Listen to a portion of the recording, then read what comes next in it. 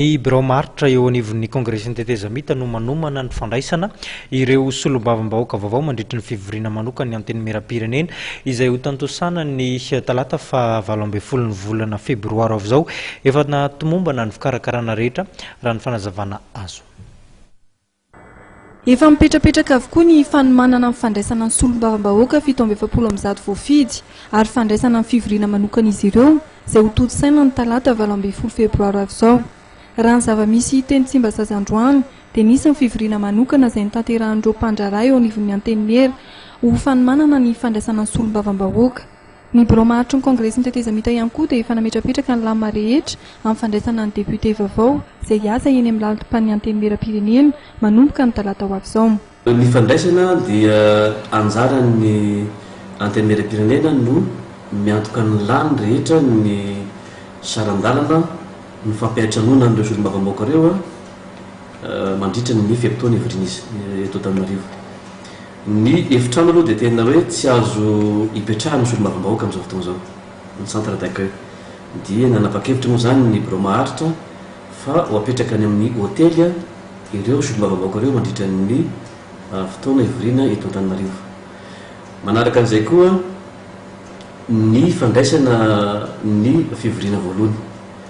Io moa zany dia ny zoky olona indrindra no mitarika ny fivoriana sy ny zandry olona indrindra. Amin'ireo solombavambahoaka izay voafidy dia Ramatoa Ratsivalaka Michel no zoky olona indrindra ary Andriamatoa Christian solombavambahoaka avy any Ambalavao no zandry olona indrindra ary izy moa zany mitarika ny fivoriana ary manao ny fifidianana ny filohan'ny antenimera-pirenena.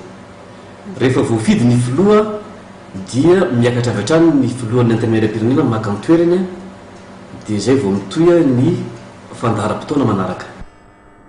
Mikasika ny teti-bola ampiasaina amin'ny fandraisana ny fivoriana manokana ny antenimera-pirenena dia nilaza Andriamatoa Andretsizena Benjy Urbain fa tsy voasoratra ao amin'ny teti-bola ny kongresin'ny tetezamita ny fivoriana manokana ny antenimera-pirenena. Tasika ny vola izay holanina amin'io dia tsy voasoratra anatin'ny teti-bola ny kongresy tetezamita ary izay zany no nanaovanay taratasy ary efa tafaresaka tamin'ny Andriamatoa Prime Ministre ny filohan'ny kongresy tetezamita dia tokony miaona maika amin'ny ministry ny vola sy ny teti-bola zany zahay mikasiky ny lany rehetra mandritra ny fivoriana manokana ataonay manomboka amin'ny 20 ny volana febroary ao zao. Ao anatin'izay hoe fiantohana le ao anatin'izay ny fiantohana ny député amin'ny hôtel, ao anatin'izay ny sara fiaramanidina satria misy mandeha fiaramanidina ny solombavambahoaka, misy mandeha fiarakodia dia ao anatin'izay daholo.